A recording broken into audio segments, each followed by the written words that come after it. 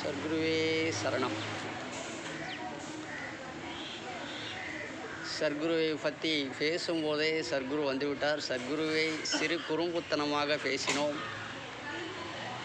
அதற்காகவே இந்த நேரத்திலே நீ என்னை ஏண்டா இப்படி பேசுகிறாய் என்று கூறிக்கொண்டு இந்த பச்சை மலைப்பூச்சி என்று சொல்வார்கள், இந்த விட்டியாக வந்துவிட்டார். அதனாலே சில பேர் கேட்டுக்கொண்டிருக்கிறார்கள், சர்க்குருவின் ஆலயத்திலே ஏன் இவ்வளவு கூட்டம் குறைந்திருக்கிறது என்று. நேற்றைய ஒரு தாயார் கடந்த ஒரு 10 வருட காலமாக அந்த சர்க்குரு ஆலயத்துக்கு வருவதுண்டு. அவர் அந்த தாயார் கேட்டார், ஐயா இந்த மாதிரி சர்க்குரு ஆலயத்திலே நேற்றைய தினம் பங்குனி உத்திரம் என்று சொல்வோம், முருகனுடைய அறுபடை வீடுகளும் ரொம்ப சிறப்பாக இருக்கும். அந்த நேரத்திலே ஏன் முருகன் கோயிலெலாம் கூட்டம் இருக்கிறது, நம்ம ஐயா கோயிலே சென்ற வருடம் கூட்டம் இருந்தது, இந்த வருடம் கூட்டம் இல்லை என்று மனமுருகி கேட்டார்.